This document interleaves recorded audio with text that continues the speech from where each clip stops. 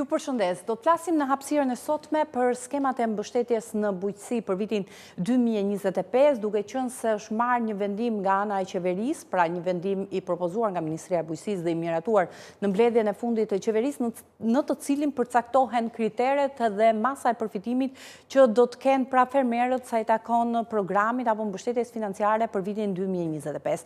Jo vetëm kaq, do të flasim edhe për skemën e investimit në ferma, si edhe që pra një program apo një skem, le themi, e cila ka nisur të aplikohet vitin e kaluar dhe që do të vijojë edhe për gjatë këtij viti, si edhe programin e kreditimit. Programi i kreditimit, i cili do të bëhet me mbështetje të Bankës së Shqipërisë, e cila ka vënë në dispozicion një fond për të mundësuar që përveç ndërmarrjeve të vogla dhe të mesme, fokusi do të jetë tek sektori i bujqësisë. Mbi këto do të flasim në këtë pjesë të parë. Ermira Gjeçi, drejtore e kabinetit në Ministrinë e Bujqësisë, është bashkuar me mua në studio. Përshëndetje dhe kënaqësi që jeni me ne. Faleminderit, kënaqësia është e ime.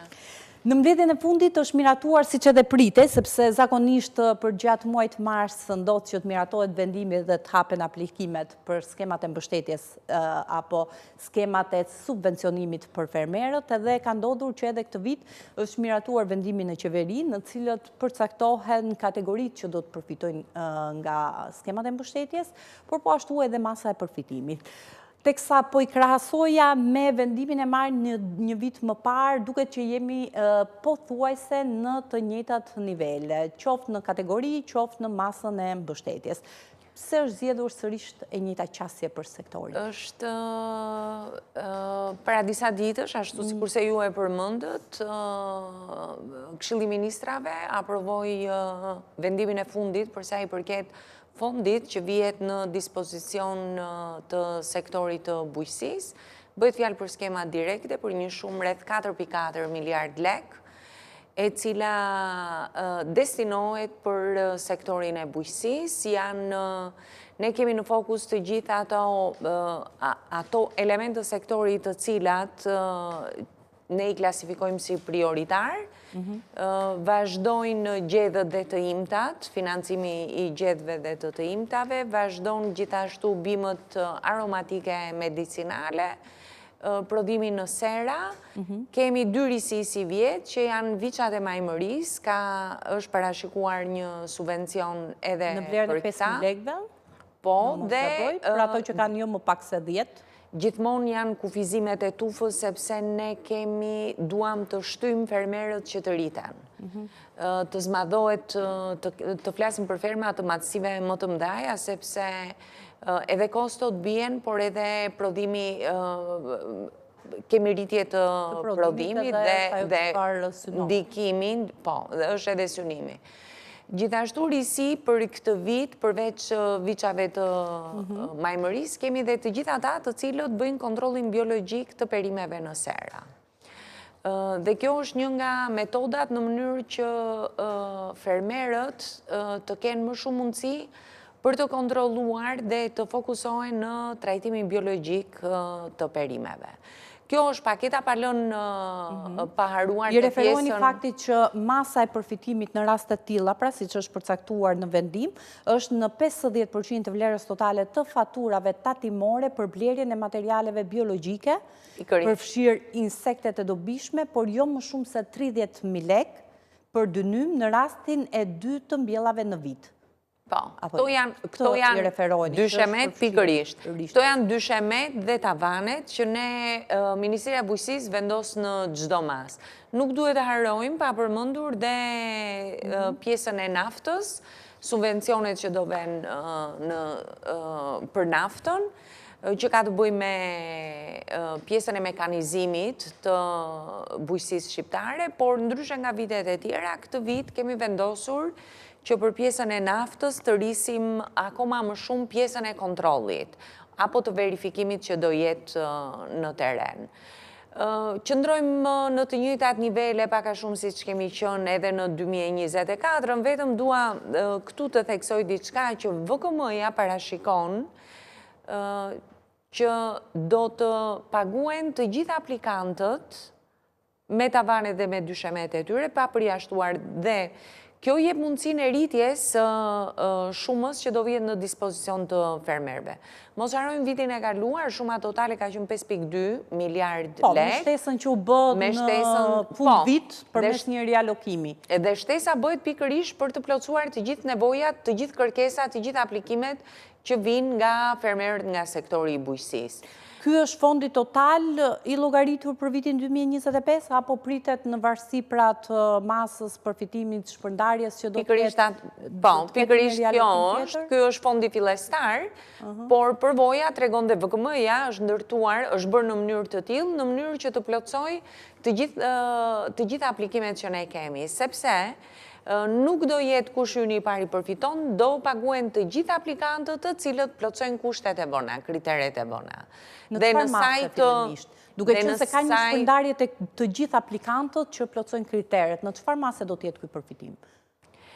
Përfitimi do jetë, përfitimi vjen sipas pra në fazën e parë është ideja. Jo, mënyra e disbursimit ose e pagesave fillon në bazë të kritereve që ne bëm. Për shembull, vitin e kaluar i cila do vazhdoj dhe si vjet, sepse ne duam të krijojmë skema të qëndrueshme që të kenë qëndrueshmëri në sektor. Ka qenë që 100% paguen grupet e fermerëve apo SHBB-t, sepse ka të bëjë edhe me fokusin dhe me prioritetet që ka Ministria e Bujqësisë dhe Qeveria Shqiptare. Dhe pastaj fillon gjithë pjesa tjetër e fermerëve në bazë të limitave që kanë. Kanë tavan, kanë edhe dysheme, dhe të gjitha të aplikantë, dhe themi gjithë aplikantët të cilët plotësojnë kushtet. Pasi bëhet selektimi i parë i gjithë aplikantëve, sepse kanë nga ata të cilët nuk i plotësojnë kushtet. Nëse kemi minimumin e 50 koshereve, mund të aplikoj dikush me 29, me 28, 27 koshere.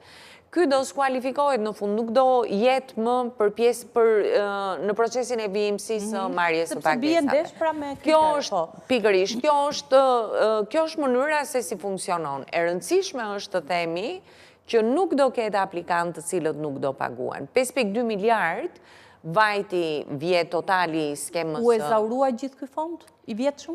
Dhe 5.2 në 67.000 numri totali fermerëve, dhe flasim për një shifër e cila është rekord, pa tjetër që është rezervuar duke vendosur dhe pjesën e skemës së naftës brenda.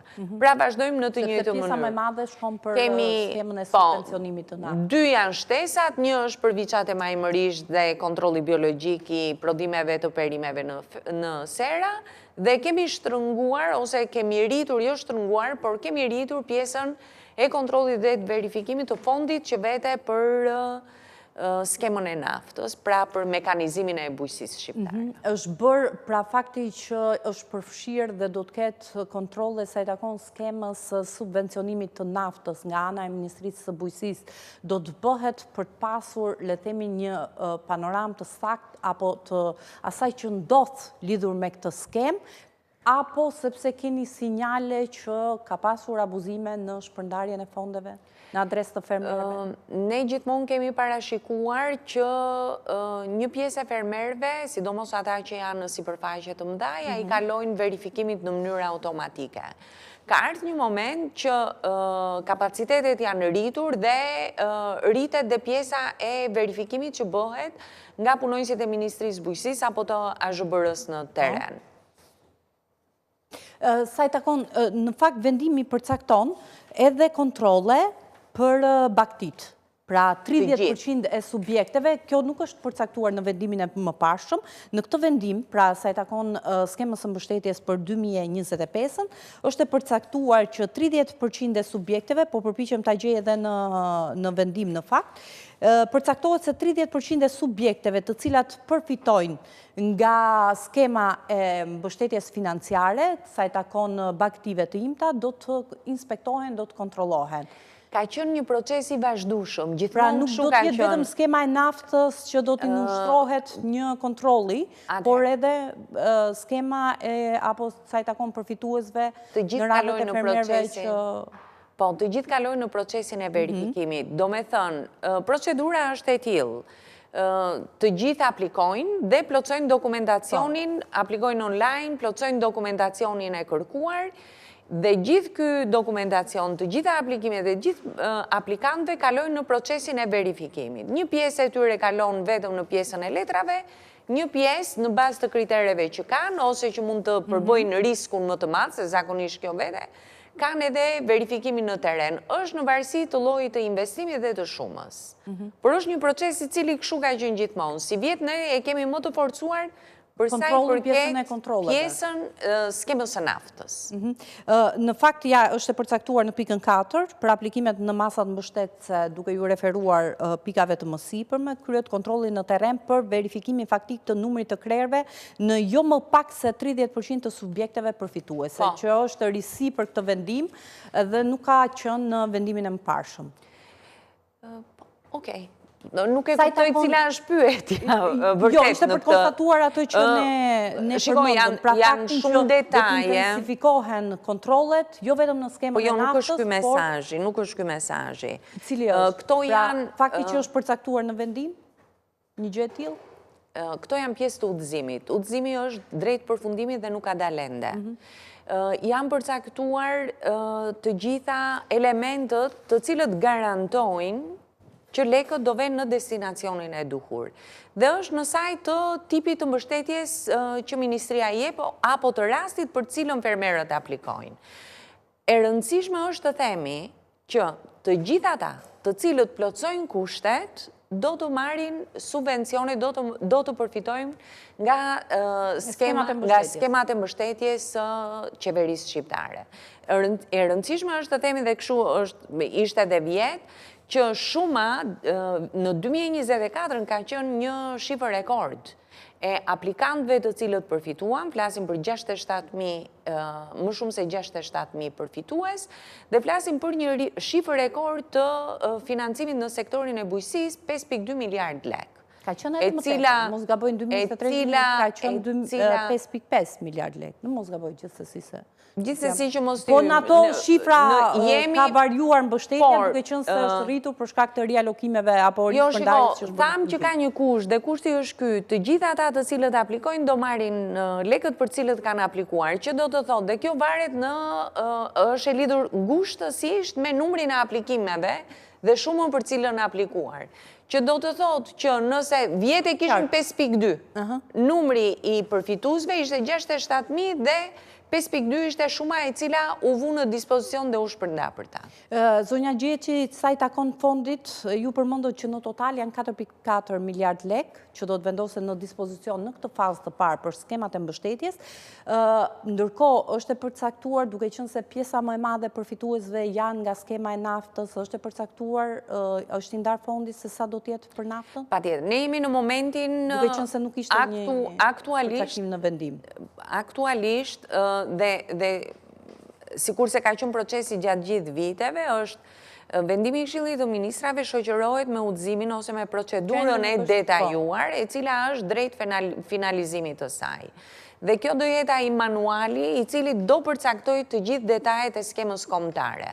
Prandaj ne sot qëndrojmë në elementet kryesor, kurse detajet do t'i përcaktoj udhëzimi. Udhëzimi në momentin që do dalë dhe do aprovoj, do vihet në dispozicion të gjithë aplikantëve. Prandaj duhet bëjmë kujdes dhe unë qëndroj një çike stepur për mos të dhënë mesazhe të cilat mund të jenë ndryshe kur të dalë udhëzimi, sepse quhet informacioni ndar jo në formë korekte. Prandaj le t'ja lëmë udhëzimit dhe ne mund të vijmë, Ministria vjen përsëri për të detajuar udhëzimin, në mënyrë që të jetë i qartë për gjithë aplikuesit dhe mos të shërbej si informdimse për të gjitha ata në formën e informimit dhe ndërgjegjësimit për të vajtur dhe për të bërë aplikimet pranë. Ndërkohë fokusi edhe këtë vit do të jetë tek ato fermerë të cilët do të aplikojnë si grup fermerësh. Keni pritshmëri që mund të jetë një numër më i lartë këtë vit, duke qenë se vitin e parë ishin mos gaboj 330 fermerë të cilët kanë aplikuar në grupe fermerësh, edhe që synohet që të ketë një rritje të mëtejshme të atyre që bashkëpunojnë, kooperojnë me njëri tjetrin, edhe paraqiten të tillë edhe në momentin që aplikojnë pranë Ministrisë. Shumë korrekt nga ana juaj, presim që ky numër të rritet, sepse ne vjet ka qenë përsëri një shifër, një numër shumë i mirë i grupeve të fermerëve apo SHBB-ve të cilat aplikuan, sepse kuptohet që qonë automatikisht në ulljen e kostove të tyre, si në momentin e prodhimit, por edhe në momentin e grumbullimit apo të shitjes, ata dalin të gjithë bashkë dhe arrin të vendosin një çmim më të mirë të produkteve të tyre. Dhe vijimësia, ne duam që kjo të bëhet e qëndrueshme, të filloj pak a shumë të bëhet, të kuptohet nga ana e fermerëve të gjithë përfitimet që ata kanë dhe pretendojmë që numri si vjet, meqense vjet në fakt nuk ka qenë viti i parë, ka qenë viti i dytë që është aplikuar, është në le të themi në një moment pilot ka qenë vetëm për skemën e naftës, kurse vjet për herë të parë ne hapëm në të gjithë masat dhe si vjet do vazhdojmë me të njëjtën gjë dhe duke i stimuluar, duke thënë që do jenë të parët që do paguhen dhe do paguhen në masën 100%. Në masën 100% pa pasur kufizime?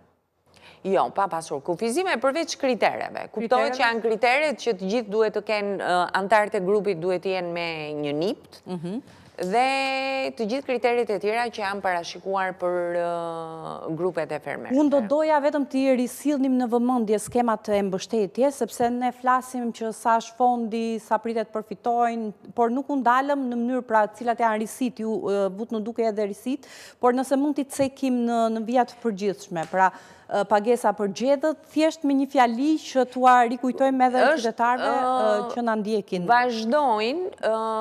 Vazhdojnë skemat për gjedhët për të imta, prodhimi në sera, ku përfshi edhe rushi tavolinës, kemi pjesën shtojmë viçat e majmëris, kemi për bimët mjekësore dhe medicinale, bamet, bimët aromatike medicinale, kemi për luftën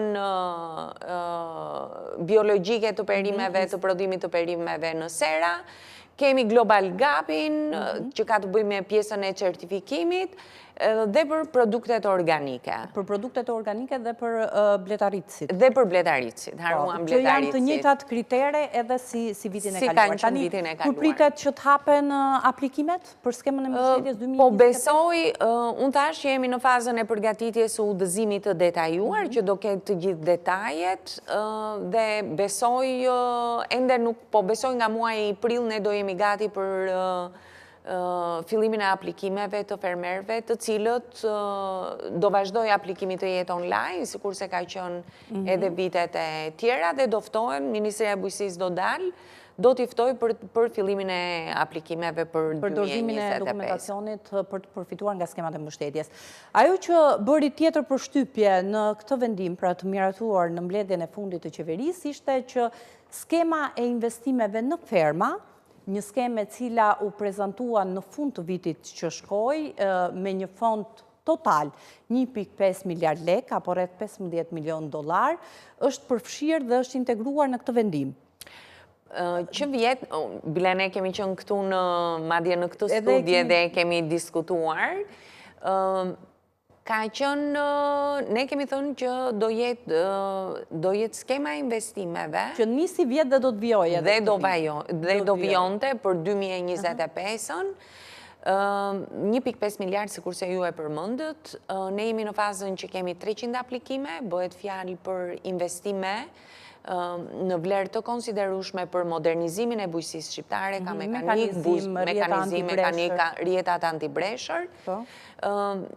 Jemi në momentin që AZBR-ja ka lidhur një pjesë të kontratave dhe vazhdon me lidhjen e kontratave të cilat do përfundojnë shumë shpejt. 300 është numri i përfituesve nga kjo skem dhe do vazhdoj gjatë gjithë vitit pjesa e disbursimit të tyre. Në momentin e parë ata mund të marrin 30% të kësaj shume dhe pjesa tjetër do merret me përfundimin e investimit që kanë bërë në fermë. Atëherë, fakti që janë 4.4 miliard lek është sepse këtu përfshihet edhe fondi që shkon për skemën e investimit në ferma. Ai fond që ka ngelur, po, është dhe skema e investimeve. Pritet është gati 1 miliard lek, në mos gaboj fondi për 2025-ën, duke qenë se fondi total është 3.2 miliard lek. 4.4, tek 3.4 që do vjen në dispozicion për pjesën tjetër. Sa është fondi për pjesën tjetër? 4.4 miliard lek është fondi total.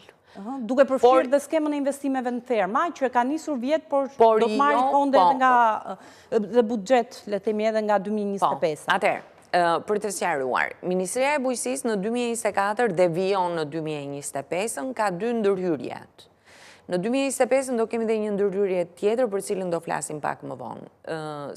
Ndërhyrja e parë është skema direkte, që është ky fond për cilin po flasim tani, që vjet përfshirë dhe naftën ka qenë në 5.2 miliard. Pjesa e dytë ka qenë skema e investimeve, i cila u vënë në dispozicion të sektorit me 2 pjesë. Në fund të 2024-s 1.5 miliard, në fund të 2024-s dhe do vazhdoj disbursimi për gjatë vitit 2025, kur kemi një numër 300 aplikantësh. Dhe krahasimisht me këto, Ministria e Bujqësisë ka vënë në dispozicion dhe është duke punuar lidhur me pjesën e garancisë sovrane që vihet por tek fondi, atëherë nga ky fond sa shkon dhe sa është për skemën e investimeve në ferma që do të ndahet për ata aplikantë të cilët kanë aplikuar, pra 300 kërkesa që janë bërë pranë Ministrisë së Bujqësisë, dhe sa është fondi për skemat e mbështetjes, duke përfshirë edhe skemën e subvencionimit. Atëherë, nga 4.4 miliard do zbriten diku te 1 miliard sa ka ngelur pa u disbursuar në pjesën e skemës e investimeve, dhe diferenca do vej për skema direkte. Por, unë thash që në fillim, që ky është vetëm fillimi, sepse VKM-ja parashikon që do paguen të gjithë aplikuesit që plotësojnë kushtet. Do vej 5.2, do vej diçka më shumë se 5.2 që ka qenë vjetë. Do me thënë, nuk do ngelet aplikant i cili do aplikoj që plotëson kushtet që do ngelet pa paguar. Ashtu si kurse ndodhi dhe në 2024. Vitin e kaluar.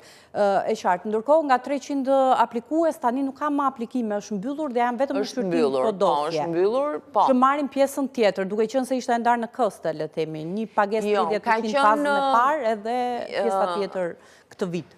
Aplikimet kanë mbaruar që në fillim. Mundësit kanë qenë që një pjesë e aplikantëve se bëhet fjalë për investime, në mënyrë që ata të kenë një fond paraprak për fillimin e investimeve, u vendos që kushdo prej tyre në momentin e lidhjes së kontratës do kishte nevojë për një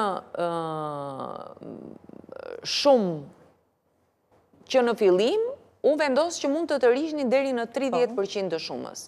Prandaj dhe ne llogaritëm që do kishte një disbursim në 2024 dhe pjesa tjetër diferencan me përfundimin e investimit gjatë 2025-s.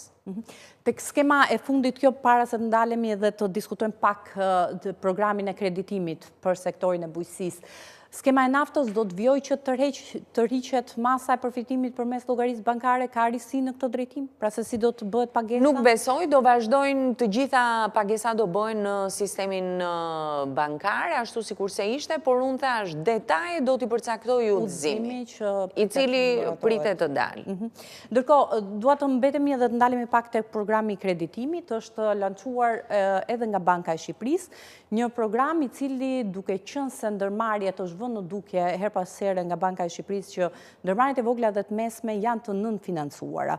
Pa diskutim këtu përfshihet edhe sektori i bujqësisë, i cili e vuan, le të themi, edhe normat apo kreditimi për këtë sektor mbetet në nivele të ulta. Një program i cili është 250 milion euro, që është prezantuar nga Banka e Shqipërisë dhe që prioritet do të ketë sektori i bujqësisë. Çfarë të rejash kemi në këtë drejtim? Pra, sa është fondi që do të shkojë për bujqësinë dhe është përcaktuar garancia sovrane që do të vihet në dispozicion nga fondet e buxhetit të shtetit dhe që do të ndikojë tek sektori duke ulur edhe më tej normat e interesit kredis? Po, unë për para se të flasë për pjesën e garancisë sovrane apo për këtë produktin e miksuar edhe me Bankën e Shqipërisë, ku sektori bujqësisë do zërë vendin kryesor, dua të flasë një çik në përgjithësi për bujqësinë shqiptare dhe për nivelet për cilat ajo ka arritur. Ne sot flasim për një katërfishim të eksporteve shqiptare, të cilat kanë kapur shumën e $570 milion në fund të vitit 2024. Kemi një rritje të sipërfaqes së serave, ose mund të themi dyfishim të sipërfaqes së serave, kemi një rritje të prodhimit bujqësor dhe prodhimi bujqësor ka destinacion në mbulimin e nevojave të tregut, por edhe pjesën e eksporteve.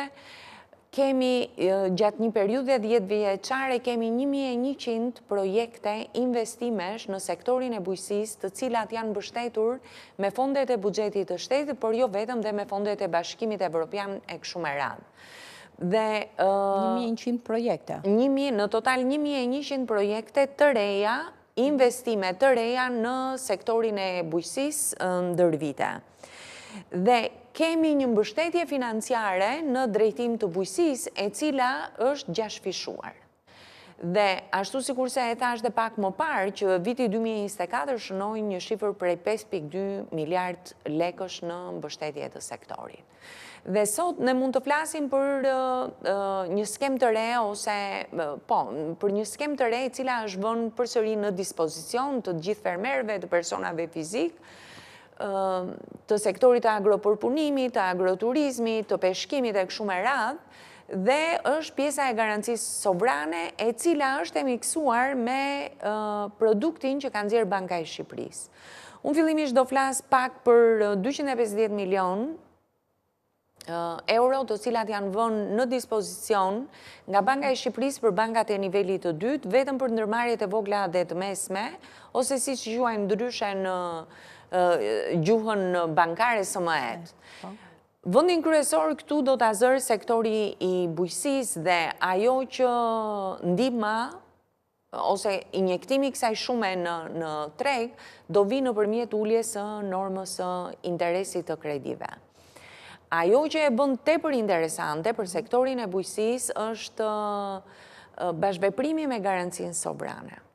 Përpara se ne të vendosnim që qeveria shqiptare të vendoste garancia sovrane çfarë drejtimi do ketë, çfarë do mbuloj, çfarë do japi risi, ju përgjigjëm të gjithë problematikave të evidentuara nga sektori. Dhe dy kanë qenë problematikat, nevojat për likuiditet që ka sektori i bujqësisë dhe mungesa e kolateralit.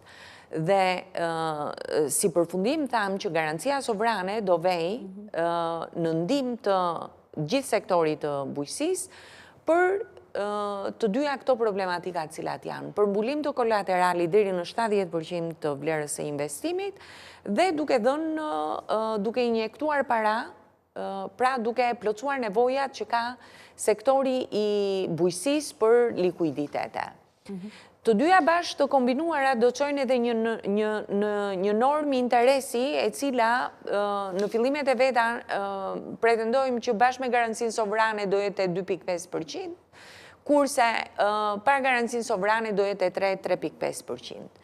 Ky është një produkt i cili pritet shumë shpejt të dalë dhe ne jemi drejt finalizimit, presim përfundimin nga Banka e Shqipërisë, të fondit që do vihet në dispozicion për sektorin e bujqësisë dhe pastaj ne do vijojmë me pjesën e garancisë sovrane që do vihet në dispozicion për bankat e nivelit të dytë. Pra në këtë mënyrë ka injektohet në treg, në sektor, injektohet një shumë tjetër e madhe e cila vihet në dispozicion për modernizimin e sektorit, për ka të bëjë me mekanikat bujqësore, për agroturizmin, do jetë për agropërpunimin, përfitues do jenë agropërpunusit, po të shikojmë pjesën e strukturës së eksporteve shqiptare, shikojmë që kemi një rritje të sektorit të agropërpunimit në përqindjen totale të eksporteve. Pra do jenë të gjithë nën sektorët që ne i mendojmë si sektor prioritar, të cilët do të çojnë në një zhvillim të mëtejshëm të bujqësisë shqiptare, por edhe të ekonomisë shqiptare, do ketë patjetër fonde për inovacionin, i cili do atrezoj dhe problematikat e vërejtura së fundmi, siç është mungesa e fuqisë punëtore e kështu me radhë. Kur pritet të jetë gati ky program, duke qenë se ju jeni në pritje të përcaktimit apo ndarjes, le të themi, si fond, si zëmë vete të fondit total që Banka e Shqipërisë do të përdor, që është 250 milion euro, dhe që mbështetja me kredi do të arrijë deri në 250 milion euro fondi dhe mbështetja do të shkojë deri në 250.000 euro për secilën sipërmarrje, pra mbështetja me kredi Paktën ky është fondi limit, ndërsa normat e interesit është diskutuar që do të variojnë nga 2 deri në 3%. 3.5%, por janë ende përsëri të pa definuara. Ne pretendojmë që me përfshirjen e garancisë të shkojnë në 2.5% dhe pa garancinë 3.5% janë bankat e nivelit të dytë ato të cilat, megjithatë produkti po bëhet gati, ne mendojmë që në pjesën e dytë të 2025-ës, do me thënë diku nga koriku, të gjithë subjektet të bëhet aktiv. Të bëhet në aktiv, të kenë mundësin që të drejtojnë bankave të nivelit të dytë për të aplikuar. Procedura do kalojë në përmjet Agjensisë së Zhvillimit Bujqësor dhe Rural, të gjithë do venë sipas formularëve që ata do nxjerrin, do aplikojnë, dhe pasaj do vijojnë me aplikimet e tyre në bankat e nivelit të dytë për përfundimin e investimeve. Mirë, zonja Gjeci, unë një falenderoj atëherë, kënaqësi që ishit me ne për të ndarë këto informacione, këto detaje, sa i takon skemave të mbështetjes për vitin 2025, por po ashtu edhe për skemën e investimit në ferma, si edhe programin e kreditimit sa i takon sektorit të bujqësisë që me gjas do të jetë aktiv brenda 6 mujorit parë, apo ndoshta edhe fillimi 6 mujorit të këtij viti. Megjithatë, e sigurt është që nga vera do të jetë funksional. Faleminderit edhe një herë. Faleminderit edhe për jush. Mirë, do të shkojmë në një hapësirë të shkurtër publicitare dhe do të rikthehemi sërish në studio për të diskutuar sërish mbi programet e mbështetjes, se sa efektive mund të jenë dhe çfarë duhet përmirësuar tjetër. Pak publicitet dhe rikthehemi sërish në studio.